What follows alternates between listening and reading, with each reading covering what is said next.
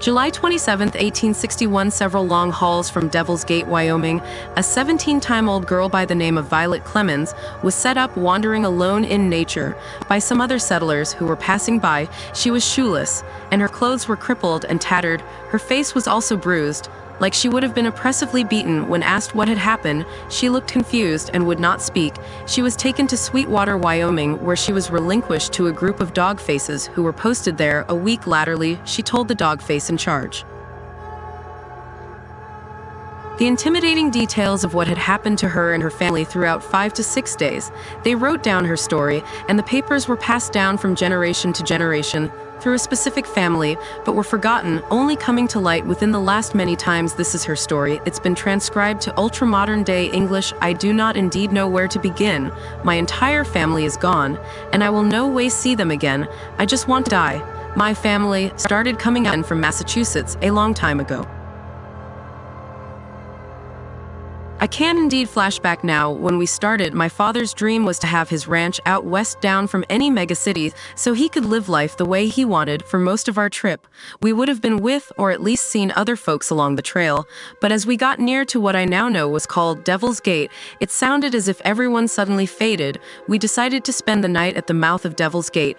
As it was getting near dark, Mama cooked biscuits and gravy for us that night. Also, we all went to sleep. As we were backcountry from the long day's journey, I was sleeping peacefully.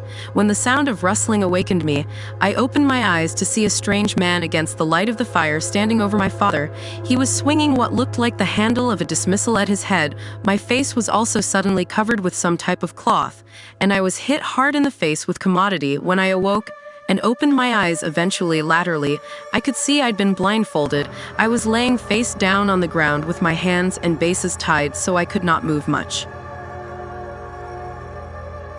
There was also a commodity in my mouth that made it, so I could not speak. As I lay there, I could hear the faint stifling sounds of other people around me, and I knew for sure it was my family. I allowed about moving around to see if I could ever tell if it was them, but I was too spooked, so I just laid there, not moving. Snare one of the lower children and bring them. Then now a man said in a calm voice from nearly behind me, "Yes, father," a youthful man replied. My body strengthened as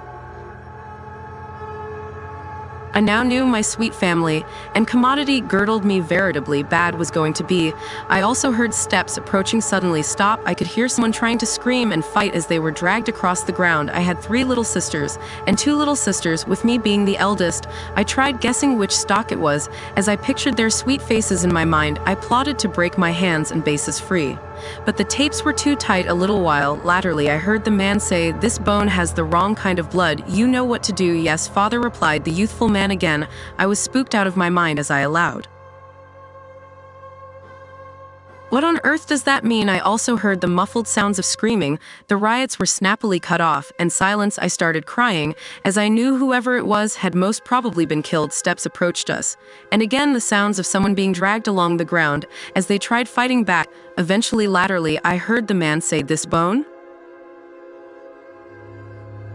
has the blood. We need to take her to the room and tie her to the bed. We need to keep her alive as long as possible." "Yes, father," replied a girl this time, presumably about my age. Judging by her voice, it went on like this. Also, it stopped for a while. My conjecture was a day or so. I was ultimately given water, some food, and taken to the use by the girl. She wouldn't say much, only give me instructions. Also, when I was finished doing what I demanded to do, she would leave. I wanted to maintain with her to let me go, but was too hysterical to speak. I'd guessed many further days went by before I heard the heavy steps of a man approach me, also suddenly stop. I was also picked up and thrown over his shoulder and taken nearly. I was put down on a bed and tied to it. My blindfold was taken off as my eyes acclimated to the sun that was shining through the window to see a man standing before me. I was waiting to see a beast, but rather he looked normal, if not kindly handsome. His eyes, though, it's as if they were dead, like he'd no soul. He also pulled up a president and sat down. "I am sure you are wondering why you are then. And I am going to tell you, we come from a long line of people who need a certain type of blood to survive, else we corrupt every 3 months. We must replenish our force, lest we run out. Those who carry the blood we need are kept alive as long as possible to supply us with as important blood as we can get. We do this so it lessens the quantum of people we must take and drain, as we don't wish to draw attention to us." He said he also seized a cutter from a jacket he'd on his belt, unfastened my hand, and made a small cut on my wrist. He put my wrist to his nose, smelling it for a bit before gently laying my arm back down on the bed and tying my hand back up. "You have the blood type we need.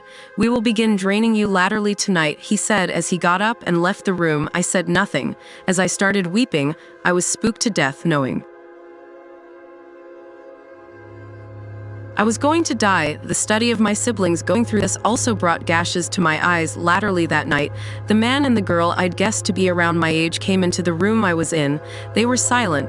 As the man sat down on the president, the girl peeled down next to him, holding an empty picture. I looked straight at her, but she'd not look back at me. The man unfastened my arm, seized it, and lifted it into the air like he was looking for a commodity. He also looked down at the girl and jounced to her.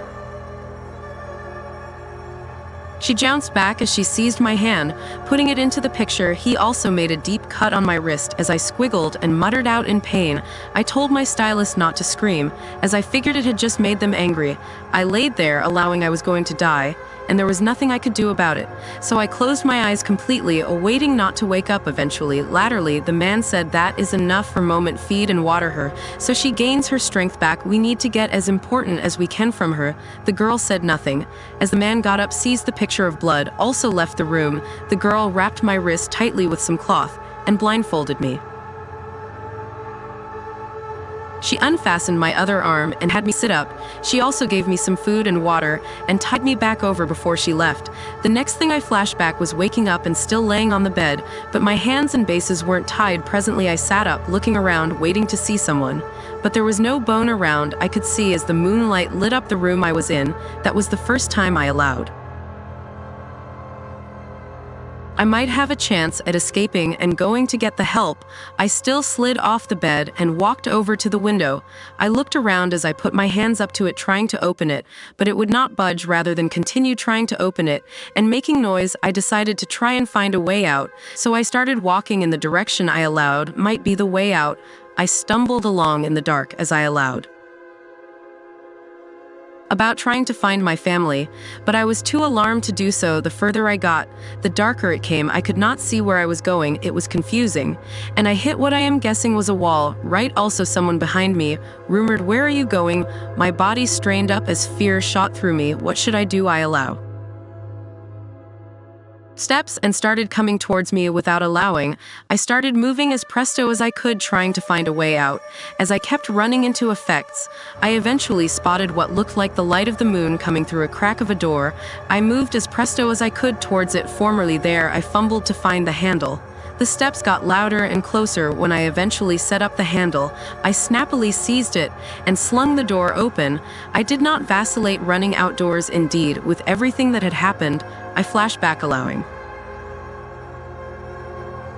how lucky I was. The moon was shining because might not have made it out. As I ran, the first looked over my shoulder at the house as a man appeared at the door and started running after me. I let out a laugh as I ran, not knowing where I was going. I did not watch, though I just knew I demanded to get as far down as possible. I ran for a way until I tripped on a gemstone and was transferred tumbling down a steep hill. I woke up the following morning on the bank of a swash. My entire body, especially my face, hurt commodity awful as I moved about and tried sitting up. It took me a while to gain some strength before I could suppose easily enough about what I should do. I had no idea where I was, only that I was in the middle of nowhere. The only thing I could suppose of was delivering my family. Nothing differently signified. At that point, I figured I might be suitable to trace my way back to the house, but knew I demanded to get up high, to get a look of the land first. This is commodity my father always did when he was not sure which way to go. After getting a long drink from the swash, I decided to hike back up the hill. I tumbled down. It took me some time to make it back to the top, as I was exhausted and not feeling well. When I made it, I stood there for a bit looking around and noticed another large hill to my left wing that was off a way I could not see important in front of me because of the trees and backwoods, and did not want to start walking and end up back at the house. I decided to go to the large hill and climb it to see what I could see. Formerly, I reached the base of the hill. It took me quite a while to get to the top. I could not flash back the last time I'd eaten, and I was getting really weak by the time I reached the top. The sun was starting to set, and I knew I'd most likely end up spending the night over there. I sat down on a gemstone and started looking around when I snappily noticed a house that was put away in some thick trees in front of me. I was surprised and uneasy to see it wasn't too far down from where I was at. I was upset I might get seen. So I got off the rock and lay down on the ground, but to where I could still see the house. I laid there gaping at the house as darkness settled in. Right as it got dark, I heard someone cry out, "No, no, no, please." Also, the most terrible shrieking I'd ever heard started. The shrieking sounded to go on as I lay there crying because I honored who it was. My family. Part of me wanted to run down there and try and save them, but I was just too spooked and knew I'd be coming if I did. So I did nothing. A while laterally, a big bonfire was made outside the house, and I counted 6 people standing around the fire holding hands to me. It looked like they were soliciting, except their heads were listed back with their mouths wide open. It was veritably strange and shocking. I fell asleep eventually during the night and was awakened to the sun hitting my face. I was incontinent and looked down at the house and could see the fire was still smoldering, but there was no bone. I could see I made the decision. I demanded to get help. So I started hiking down the hill in the opposite direction of the house. I wandered in nature before I was set up by the family that brought me. Then I knew I would no way see my family again. After telling the dog faces her story, they snappily formed a hunt party to go back to Devil's Gate to find the house. When the dog faces set up the house, the family that had abducted Violet's family was gone. They searched the domain, and what they set up left them shocked and dismayed. They did find Violet's family members. Some of the bodies were complete, having only been drained of their blood, but some had been dismembered and eaten. From what the dog faces could tell, they searched for suggestions that might help them find out who did it, but set up nothing other than the commodity that had been sculpted on the wall in the home that read Angus. It was brooded. Vi ended up marrying one of the dog faces and spent her life in Wyoming raising a family. For further scary horror stories, please like and subscribe.